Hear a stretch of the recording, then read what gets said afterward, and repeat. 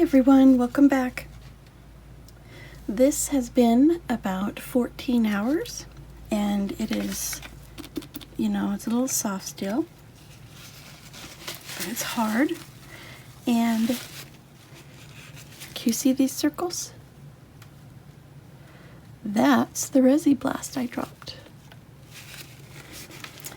It did lose all these cells that were around here because what happened is when I poured it on, I didn't swipe it.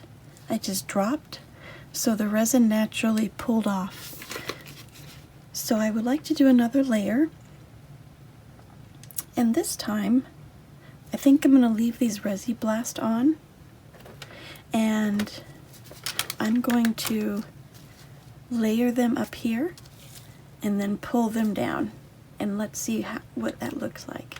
It's going to add another dimension because you're going to see all this still, and hopefully we'll retain some of our pink this time. So let's go.